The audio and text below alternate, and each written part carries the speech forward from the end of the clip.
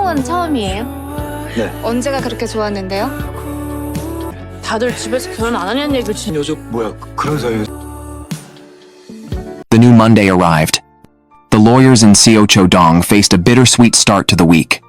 Ju Hyeong was pulled into a high school reunion by before anyone else Moon, Jung's husband. Yet when Ju Hyeong showed up, the three classmates opposite him felt uneasy. One had cheated on his wife, one divorced, and one failed in business. All had sought legal advice from Ju Hyeong in the past. Now, the man who knew their secrets sat across from them. Naturally, they felt uncomfortable. Ju Hyeong understood their thoughts. To spare their embarrassment, he pretended to know nothing.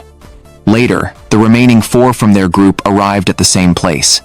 The gossipy classmate noticed Kang Hee-ji. He remembered Kang Hee-ji, the woman Ju Hyeong had met during law school travels. Back then, Ju Hyeong had texted the group, distressed, saying he'd met someone he liked and didn't know what to do.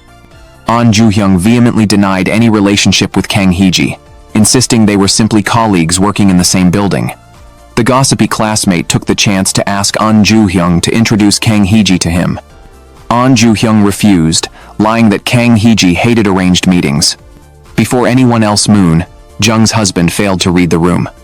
At the end of the meal, he brought up Ju Hyeong's past dinner invitation. He kept saying Ju Hyeong had harbored such feelings for Kang Hee-ji. Ju Hyeong hurriedly pushed him away.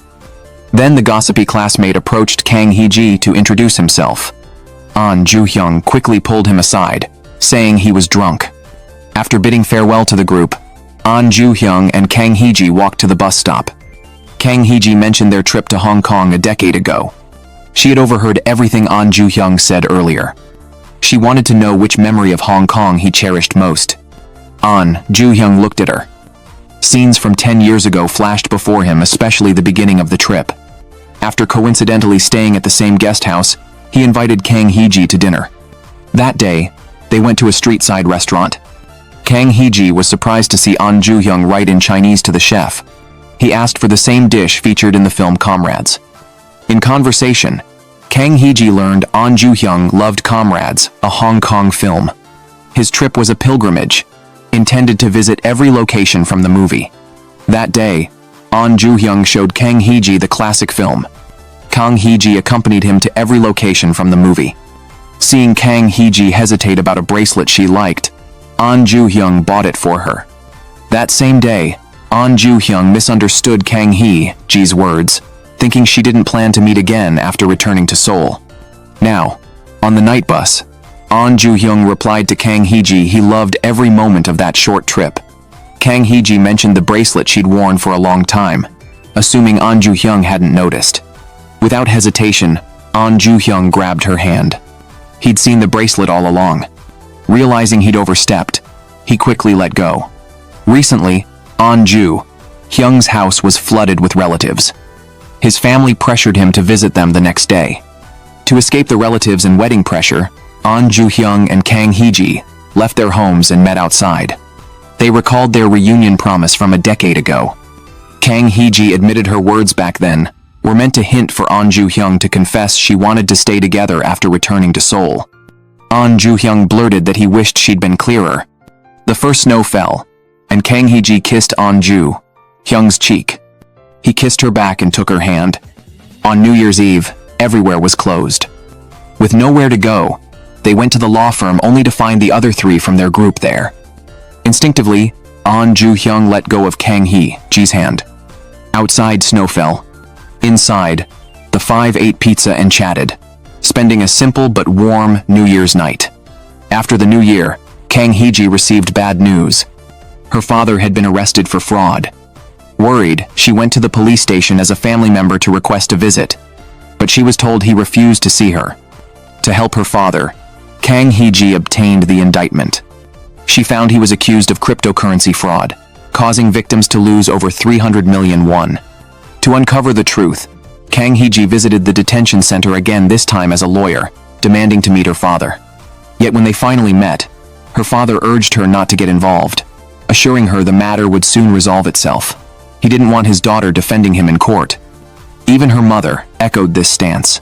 From the day they adopted Kang Hee-ji, they'd vowed never to let her suffer for their sake. At a loss, Kang Hee-ji turned to Ju Hyeong for help. She asked him to formally serve as her father's defense attorney, handling court appearances and procedural work, while she privately handled the investigative analysis. Before Ju Hyeong, Kang Hee-ji tried to stay strong, but he saw through her worry, gave her a silent hug, and promised to assist. Jo Chang-won learned of Kang Hee-ji's father's situation from the firm's representative, who had coincidentally witnessed her failed visit request at the detention center. To avoid trouble, the rep warned Jo Chang-won not to get too close. Ignoring the warning, Jo Chang-won, who'd grown fond of Kang Hee-ji, still wanted to help, but upon meeting her, he discovered Ju Hyeong had already agreed. Reluctantly, he stepped back. Reviewing the case files, Ju Hyeong noticed Kang Hee-ji's father didn't share her surname. She chose not to hide the truth. Her biological parents had died, and her relationship with him wasn't what it seemed.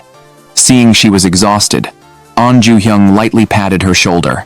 She leaned into him, finding comfort in the gesture. Days later, Ju Hyeong visited Kang Hee-ji's father in detention. He explained the situation. Several victims had filed charges against him and a woman, accusing them of jointly misleading them into investing in cryptocurrency. But afterward, the woman claimed ignorance, insisting Kang Hee-ji's father was the mastermind. He denied this, stating he'd met Madam Choi at a charity gala. At that time, Madam Choi never mentioned cryptocurrency business. She simply assured clients that Kang Hee-ji's father was a trustworthy partner. In that setting, Kang Hee-ji's father naturally gave Madam Choi some compliments. Besides Ju Hyeong and Jo Chang-won, the other two from their group soon learned about Kang Hee-ji's situation. Everyone decided to help without hesitation. Before anyone else, Moon Jung visited Madam Choi at the detention center. Her account completely contradicted Kang Hee-ji's father. Madam Choi claimed Kang Hee-ji's father had invited her to the charity gala that day. He said many wealthy people would attend and hinted at collaborating to raise funds. According to Madam Choi, years earlier, she had done cryptocurrency business with Kang Hee-ji's father. On that occasion, he brought up cryptocurrency again and asked her to help raise funds, promising her a commission. That's why, Madam Choi said, she had introduced Kang Hee-ji's father to clients at the gala, but she never expected the whole operation to be a scam. That night, the group pooled their gathered clues. The investigation confirmed that in the year Madam Choi mentioned, Kang Hee-ji's father had indeed first encountered cryptocurrency. There was also a signed contract of their business partnership. Based on current evidence, Madam Choi's account seemed more credible than Kang Hee-ji's father's. The key question was whether Kang Hee-ji's father had again proposed the same business to Madam Choi this time. Kang Hee-ji believed her father unconditionally.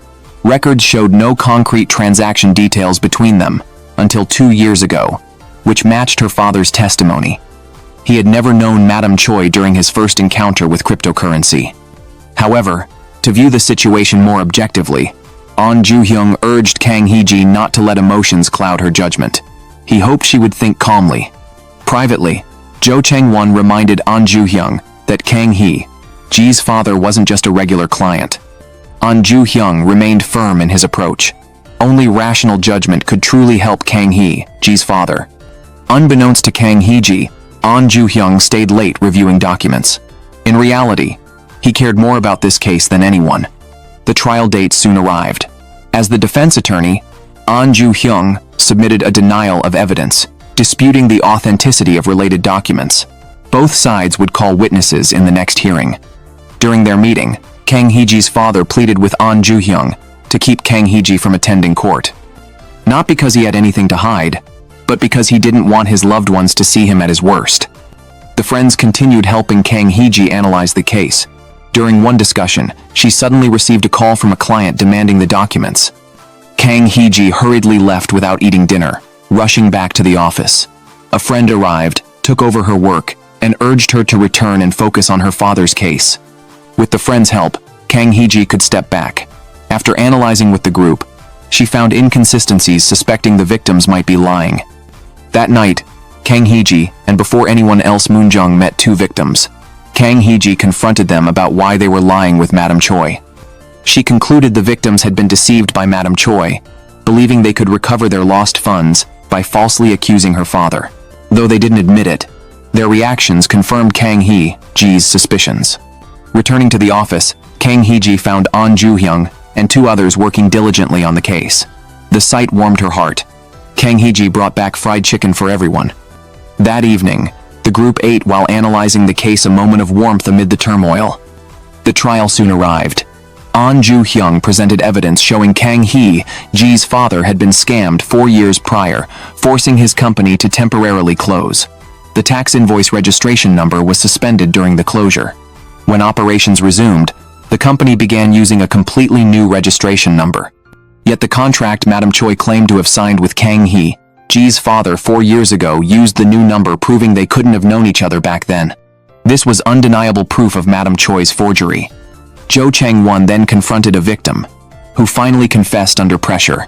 Madam Choi had instructed them to lie, promising their money back only if they framed Kang Hee-ji's father. Through everyone's efforts, Madam Choi was convicted, while Kang Hee-ji's father was acquitted. Reunited, Kang Hee-ji told her father he needn't shoulder burdens alone, he could rely on her, his family. Grateful, she treated everyone to a feast, acknowledging their crucial help in turning the case around. As Ju Hyeong patiently served her food, their friends revealed they'd long known about the couple's relationship. Without explanation, Ju Hyeong simply took a group photo with Kang Hee-ji amid everyone's cheers.